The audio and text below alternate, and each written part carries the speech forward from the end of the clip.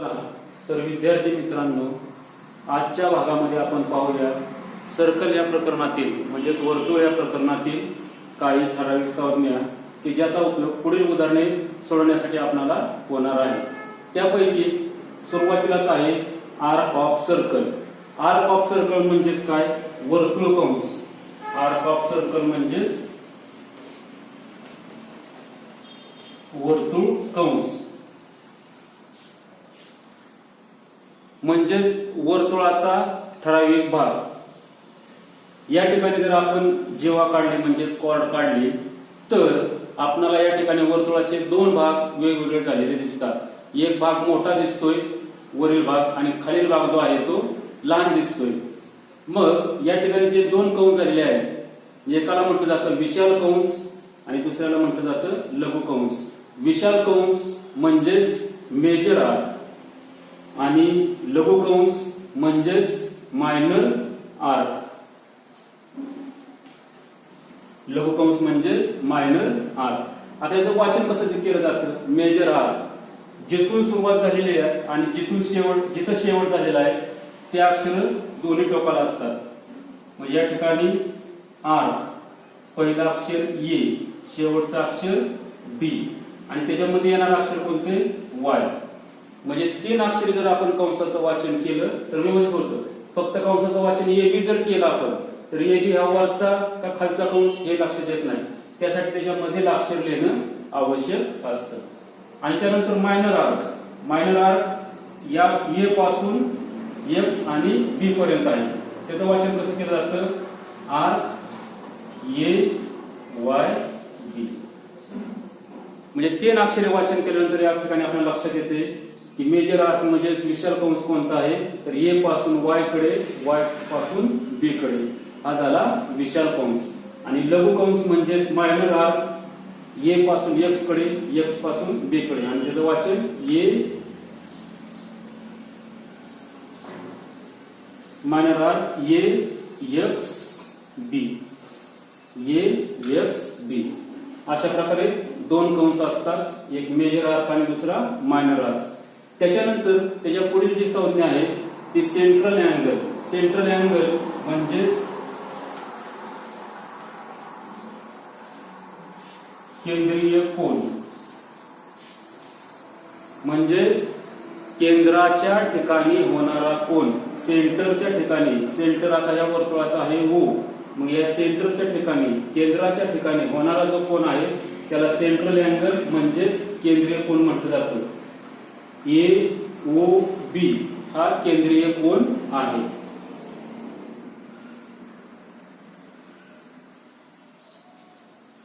Angle A O B. आणि त्याच्याशी संबंधित कंस कोणता आहे तर पहिला अक्षर ए आहे, शेवटचा अक्षर बी आहे. ए बी मग ह्याच्यामध्ये जेवढा कंस येणार आहे तो त्या कोनाशी संबंधित म्हणजे कंस ए एक्स बी. म्हणजे कंस ए एक्स बी हा कोन ए ओ बी शी संबंधित आहे. ए एक्स बी हा ए ओ बी शी संबंधित आहे. मग त्याचं माप कसं काढलं जातं म्हणजे त्याचं मेजर कसं मोजलं जातं, माप कसं मोजलं जातं पहा. तर मेजर बघा आपण या ठिकाणी मेजर म्हणतोय. या ठिकाणी मेजर याचा अर्थ मोठा आणि या ठिकाणी मेजर याचा अर्थ माप, अंशात्मक माप. मग मेजर ऑफ एन आर्क म्हणजे समजा आपल्याला आता या मेजर आर्कचं म्हणजेच मायनर आर्कचं आपल्याला माप मोजायचे तर ते कशा पद्धतीने मोजतात त्याची डेफिनेशन काय आहे म्हणजेच व्याख्या काय आहे तर measure of an minor arc is its central related central angle. म्हणजे या कंसाचं माप त्याच्याशी संबंधित असणाऱ्या कोना एवढं असतं. म्हणजेच measure arc A X B equal to measure angle A O बी.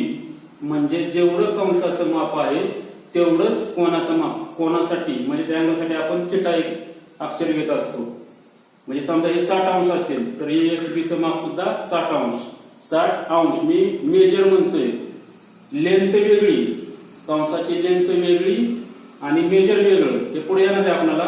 या ठिकाणी फक्त आपण पाहतोय कंस, त्याचं मेजर हे कंस, आणि संपूर्ण जे वर्तुळ आहे ए पासून ते ए पर्यंत जर गेलं तर त्या कंसाचं माप असतं 360 अंश. म्हणजे जर आपण दोन पूर्णांक एकमेकाला जोडली तर 0 पासून 180 परत 0 पासून 180 म्हणजे बरोबर ते 360, 180 अधिक 180 360 अंश होतं. म्हणजे संपूर्ण वर्तुळाचं माप 360 अंश असतं. तर आज लक्षात येईल की या कंसाचं माप ते संबंधित केंद्रीय कोना एवढं असतं. त्यानंतर पुढची जी संज्ञा आहे ते आहे थेरम. दोन थेरम आहेत, छोटे छोटे थेरम आहेत. तर साधं सोपं आहे पहा. The chord of corresponding to congruent arc of a circle are congruent. म्हणजे काय तर एकरूप कंसाशी संबंधित जेव्हा एकरूप असतात, कॉन्ग्रंट आर्कशी संबंधित जेव्हा ह्या एकरूप असतात, म्हणजे जर एखाद्या वर्तुळामध्ये दोन कंस एकरूप असतील, आता या ठिकाणी दोन कंस एकरूप दाखवलेले आहेत, कंस AXB आणि कंस CYD, arc AXB congruent arc CYD हे एकरूप आहेत.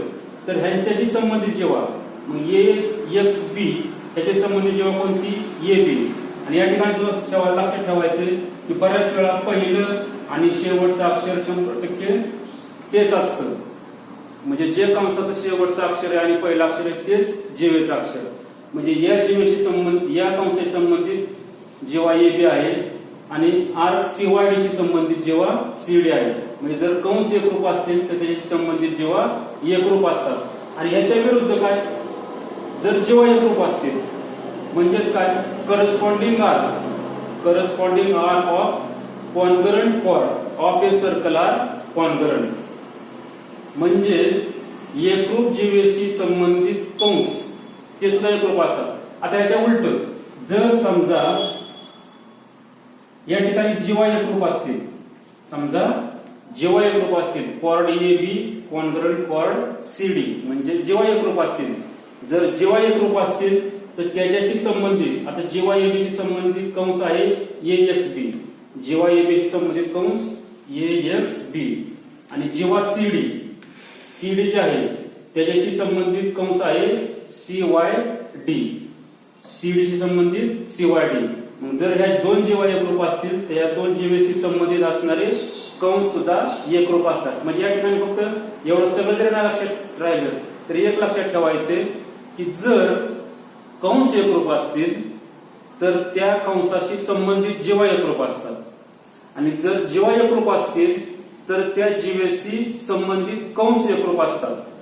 एवढंच फक्त लक्षात ठेवायचं. जेव्हा एकरूप तर त्याच्या संबंधित कंस एकरूप, कंस एकरूप तर त्याच्या संबंधित जेव्हा एकरूप. एवढं साधं सोपं, म्हणजे एवढं जरी नाही लक्षात राहिलं तरी तेवढं. आणि फक्त हे एक लक्षात ठेवायचे की पहिलं आणि शेवटचं अक्षर जे कंसाचं आहे तेच जीवेचं पहिलं आणि शेवटचं अक्षर आहे. हे जर लक्षात राहिलं तर म्हणजे किती गडबड असली पेपर लिहिताना, आपल्याकडे गडबड असते किंवा उदाहरण सोडत असताना, तर त्यावेळेस फक्त एकच लक्षात ठेवायचं की पहिलं आणि शेवटचं अक्षर जीवेचं आणि कंसाचं तेच असतं. तर या ठिकाणी आपण 5 गुणधर्म पाहिलेले आहेत. यानंतर आपण पाहूया याच्यावर आधारित असणारी उदाहरणे.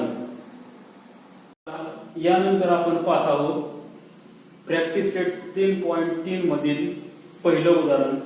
त्याच्यामध्ये काय माहिती दिली पहा. Centre circle with centre C, point EFGD are concyclic, म्हणजे ते वर्तुळावरती बिंदू आहे. आणि त्यांनी माहिती दिली कोन ECF, कोन ECF बरोबर 70 अंश दिलेले. त्यानंतर मेजर आर्क DGF, म्हणजेच माप कंस DGF त्याचं दिलेले 200 अंश दिलेले माप. तर त्याच्यावर त्यांनी विचारले की आर्क DE चे माप किती, D पासून E पर्यंत किती, मेजर आर्क DE. मग आता या ठिकाणी या कंसाचं माप आपल्याला काढायचे म्हटल्यानंतर आपल्याला आता एका कंसाचं माप माहित आहे, फक्त आता EF चं माप काढायचे. मग आता या ठिकाणी जर माप काढायचं म्हटलं तर आपणाला या ठिकाणी केंद्रीय कोन दिलेला आहे आणि जेवढा केंद्रीय कोन असतो तेवढंच त्या कंसाचं माप असतं. मग या ठिकाणी EF चं माप आपण या केंद्रीय कोनावरून लिहू शकतो. केंद्रीय कोन म्हणजेच केंद्राच्या ठिकाणी होणारा कोन, सेंट्रल अँगल.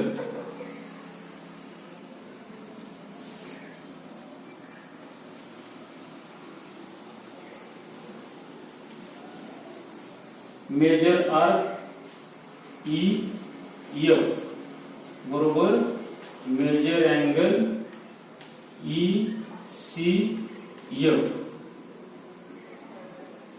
E आणि F इथे करायचं म्हटल्यानंतर E पासून केंद्राकडे जायचं, F पासून केंद्राकडे जायचं. म्हणजे या ठिकाणी आता थोडेसेच कोन आहेत म्हणून गडबड होत नाही. जर जास्त कोन असतील तर ती पद्धत वापरायची म्हणजे आपलं कुठलंही चुकणार नाही. आणि याला कारण काय लिहायचंय तर definition of measure of arc किंवा या ठिकाणीच घेऊ आपण बाय डेफिनेशन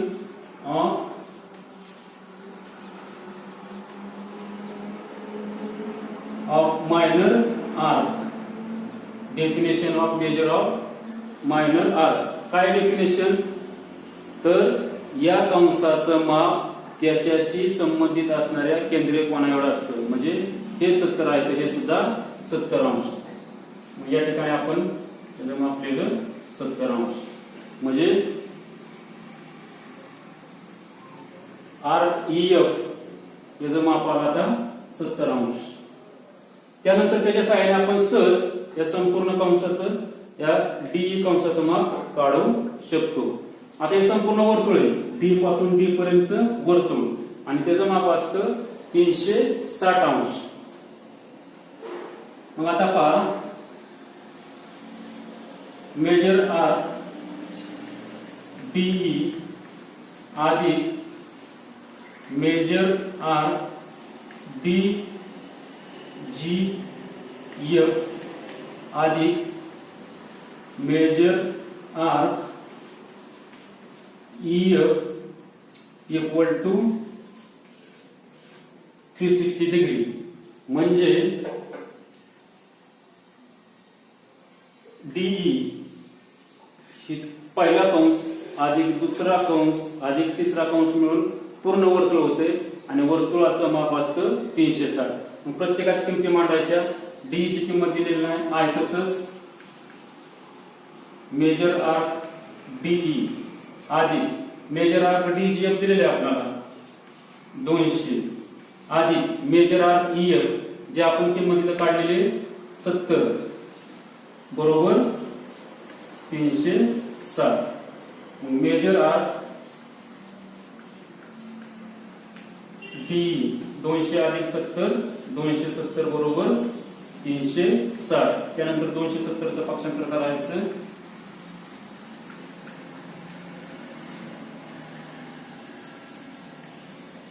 तीनशे 60 वजा 270 म्हणजेच measure arc DE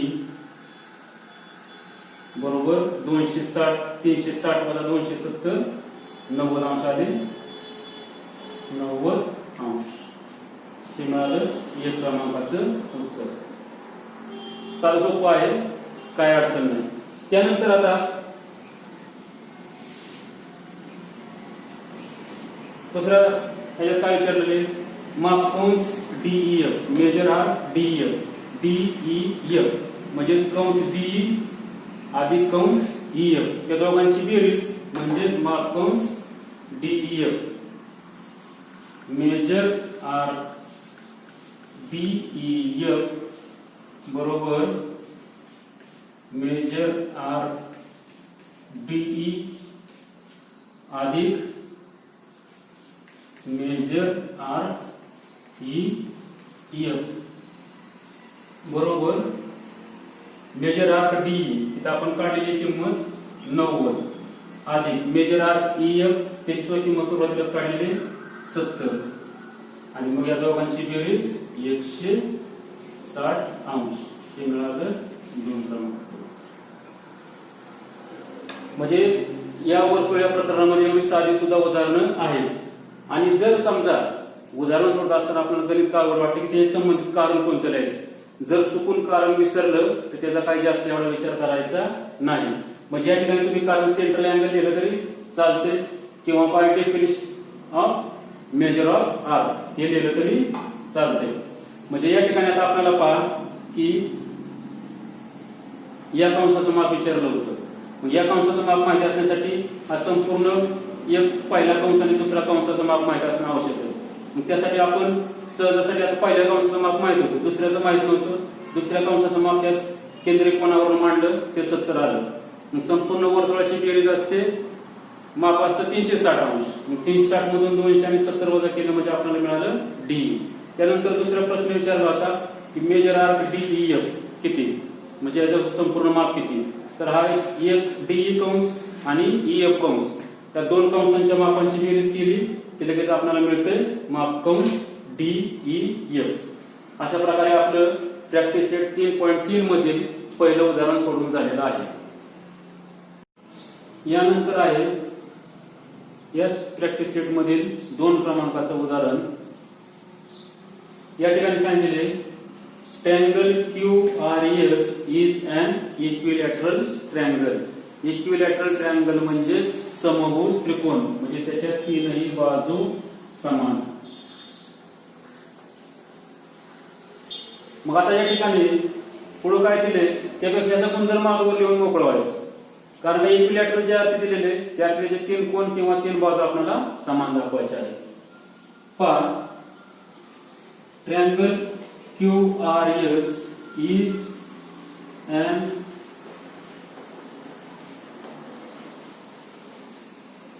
equilateral triangle. So QS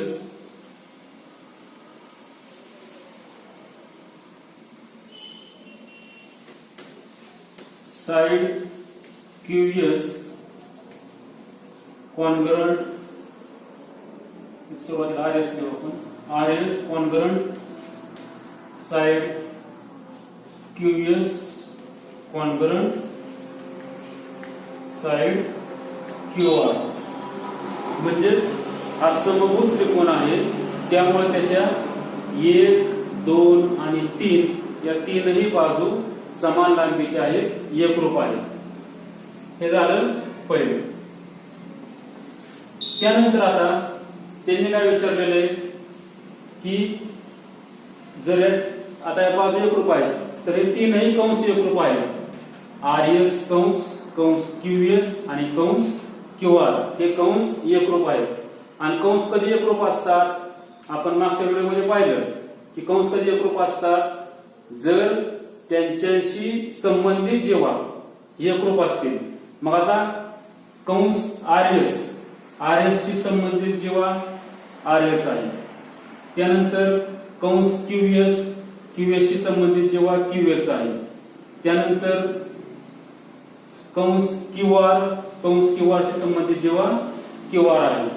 म्हणजे त्याचे संबंधित जेव्हा एकरूप आहे त्याच्यामुळे कंस सुद्धा एकरूप होणार. फक्त या ठिकाणी एक वाक्य द्यायचंय, जर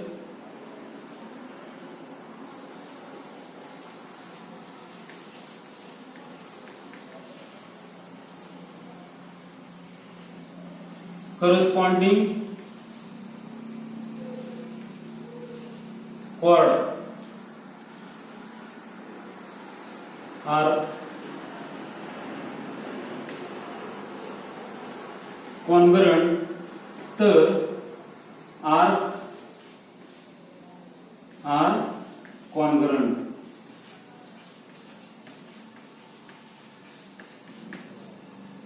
म्हणून या ठिकाणी आता याचे संबंधित याचे संबंधित जे कंस आहेत ते सुद्धा एकरूपाने. So major RS congruent major QS congruent major QR. म्हणजे त्यांनी आपल्याला काय विचारलं होतं की RS एकरूप QS एकरूप QR. म्हणून RS congruent R QBS congruent R Q R. म्हणजे फक्त या ठिकाणी पहिलं उदाहरण सोडवण्यासाठी, दुसऱ्यातलं पहिलं सोडवण्यासाठी आपण फक्त काय केले की या जेव्हा ज्या आहेत आणि त्या जेव्हा आहेत त्रिकोणाच्या समभुज त्रिकोणाच्या बाजू म्हणून त्या एकरूप. मग जेव्हा एकरूप मग त्यांच्याशी संबंधित कंस सुद्धा एकरूप. समजा हे वाक्य लिहायला नाही आठवलं तरी चालतंय, परंतु वाक्य लिहिणं गरजेचं आहे. कारण का हे कशावरून लिहिलं आपण, तर या कंसाशी संबंधित जेव्हा ज्या आहेत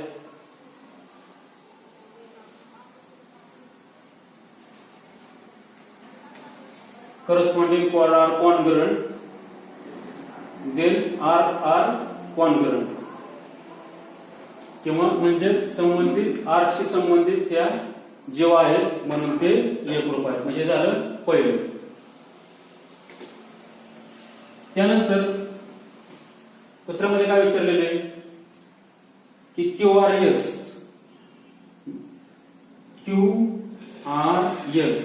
या कंसाचं माप 240 अंश आहे.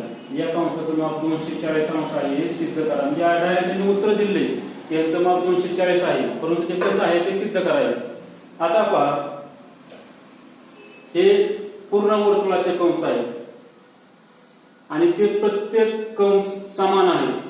म्हणून काय होणार आहे, संपूर्ण वर्तुळाचं माप किती असतं 360 अंश आणि प्रत्येक कंस समान आहे. प्रत्येक कंस समान आहेत म्हणजे त्या वर्तुळाचं समान 3 कंसामध्ये विभाजन होणार आहे. म्हणजेच प्रत्येक कंस किती येणार आहे 60 अंश. प्रत्येक कंस किती येणार आहे 120 अंश येणार आहे. प्रत्येक कंस 120 अंश येणार आहे आणि 3 कंस आपण समान दाखवले. या ठिकाणी पहा आता, मेजर आर एस अधिक मेजर आर क्यूएस अधिक मेजर आर क्यू आर बरोबर 360 अंश. 360 अंश. आणि हे नवीन नाव इथं परत आपण तिकडे बघायचं नाही, त्याचे आपण लिहिले तेच फक्त जसं जसं बघून अधिक चिन्ह द्यायचे आणि 360. आता आपल्याला काय पाहिजे क्यू आर एस म्हणजेच क्यू आर अधिक आर एस. क्यू आर अधिक आर एस. आणि या ठिकाणी आता प्रत्येक कोण किती अंशाचा आहे 60 अंशाचा आहे. प्रत्येक कोण 60 अंशाचा आहे. मग या ठिकाणी आता हा सुद्धा क्यूएस सुद्धा 60 अंशाचा आहे. मग आता आर एस आणि क्यू आर आणि क्यू आर म्हणजेच काय येणार आहे Q R S.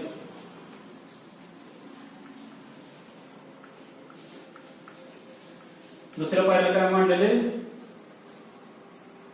R S आणि क्यू आर या दोघांची बेरीज मांडलेली. क्यूएस चं माप आहे 120 बरोबर 360. मग 120 चं पक्षांतर केलं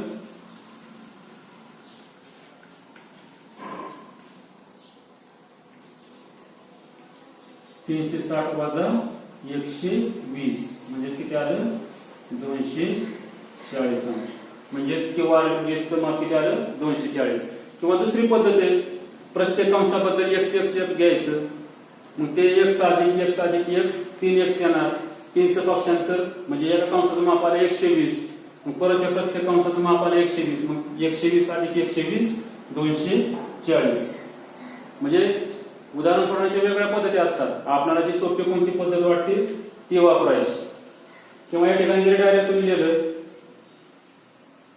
major arc R S equal to measure arc Q R equal to measure arc QS equal to measure arc Q R equal to 120 degree. आणि मग या दोघांची बेरीज 120 अधिक 120 240 अंश. म्हणजे त्या पद्धतीने जरी सोडवलं तरी चालतंय. म्हणजे अशा प्रकारे आपण 2 नंबरचं उदाहरण सोडवलेले. फक्त काय केलेले जेव्हा एकरूप आहेत त्याच्यामुळे ते संबंधित कंस एकरूप आणि 3 कंस आहेत एकाच वर्तुळात, 3ही एकरूप आहेत. त्यामुळे प्रत्येक कंसाचं माप 120 अंश. 2 कंसाची बेरीज केली की आलं 240 अंश. हे झालं 2 क्रमांकाचं उदाहरण. प्रॅक्टिस सेट 3.3 मधील परत तिसरं उदाहरण आहे. एकदम साधं सोपं उदाहरण आहे. काय सांगितलं आहे chord A B congruent chord C D. मग आता त्यांनी दिलेले chord A B congruent chord C D ही माहिती त्यांनी दिलेली.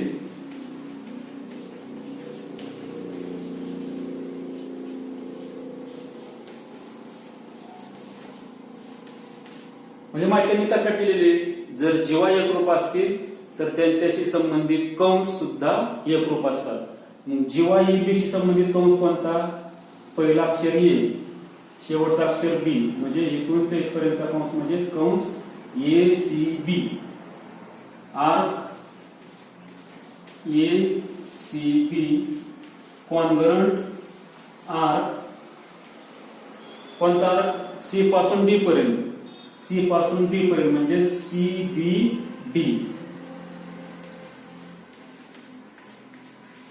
हे मिळालं आपल्याला पहिलं। जेव्हा एकरूप, महिला कारण काय लिहायचे, करस्पॉन्ड, या ठिकाणी आता कंस एकरूप झालेले आहेत, मग कंस एकरूप झालेले त्याच्यावरून या ठिकाणी आपण लिहू शकतोय की आर्क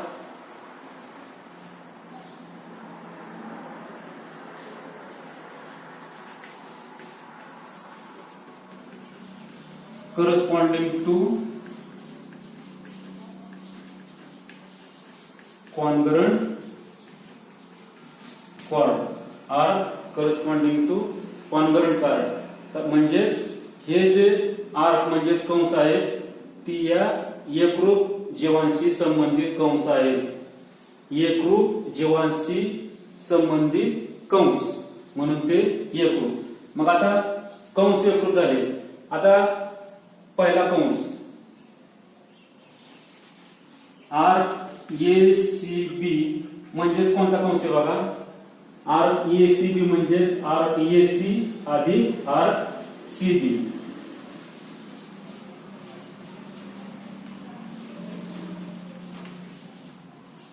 हे दोन क्रमांक। त्यानंतर आर्क CBD, आर्क CBD म्हणजेच आर्क CB अधिक BD,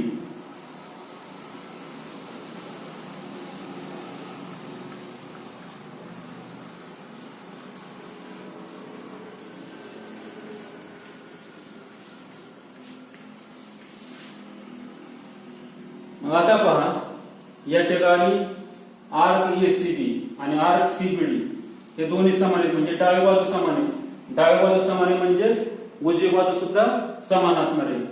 सो फ्रॉम 1 2 and 3 डावी बाजू समान म्हणून उजवी बाजू समान, आर्क AC अधिक आर्क CB बरोबर आर्क CB अधिक आर्क BD। या ठिकाणी पाहता इथं आर्क CB आलेले आहे, इथं आर्क CB आलेले आहे, याच्या पुढे चिन्ह कोणतंच नाही म्हणजे अधिकचं, ते जर पक्षांतर केलं तर वजा होणार आहे, म्हणजे आर्क CB ला आर्क CB कॅन्सल झाले, म्हणजे राहिले काय फक्त आर्क AC बरोबर आर्क BD, हेच आपल्याला साध्य करायचं। म्हणजे पहा एकदम थोडक्यात उदाहरण आहे, आपल्याला त्यांनी जेव्हा एकरूप दिला होता, मग जेव्हा एकरूप त्याच्यावरून त्याची संबंधित कंस एकरूप, मग हा जो मोठा कंस, हा जो कंस आहे तो दोन कंस मिळून एक कंस तयार झालेला आहे, म्हणजे ACB AB हा कंस AC अधिक CB कंसाने तयार झालेला आहे। त्याच पद्धतीने CD हा कंस CB अधिक BD या कंसाने तयार झालेला आहे, ते आपण मांडलं। मग या ठिकाणी एक नंबर मध्ये लिहिलं होतं आपण की कंस ACB आणि CBD एकरूप आहे, म्हणजे डावी बाजू समान आहे, मग उजवी बाजू सुद्धा समान, ते या ठिकाणी मांडलेले। त्यानंतर आर्क CB डाव्या बाजूला सुद्धा आहे आणि उजव्या बाजूला सुद्धा आहे, त्याच्यामुळे ते एकमेकाला कॅन्सल झाले, मग राहिले काय फक्त आर्क AC बरोबर आर्क BD। म्हणजे या ठिकाणी आपलं झालेले प्रॅक्टिस सेट 3.3। मग आता या ठिकाणी आपली प्रॅक्टिस सेट 3.3 मधील सर्व उदाहरणे झालेली आहेत, व्यवस्थित उदाहरणे तुम्ही पहा, त्यानंतर सोडवा। अक्षर कोणते का असताना तुम्ही दुसरी उदाहरणे XYZ PQR असे वेगवेगळ्या स्वरूपात घेऊन त्याचा सराव करायचा आहे। फक्त हेच उदाहरणाचा सराव नाही आणि परीक्षेपुरता सराव करायचा नाही, ती उदाहरणं आपल्याला समजली पाहिजे, या पद्धतीने त्याचा सराव करायचा आहे, म्हणजे परीक्षेला कोणतंही कशाही प्रकारचं उदाहरण आलं तरी तुम्हाला सोडवायची सवय लागते आणि याचा उपयोग तुम्हाला 11वी 12वी वर्गामध्ये होणार आहे।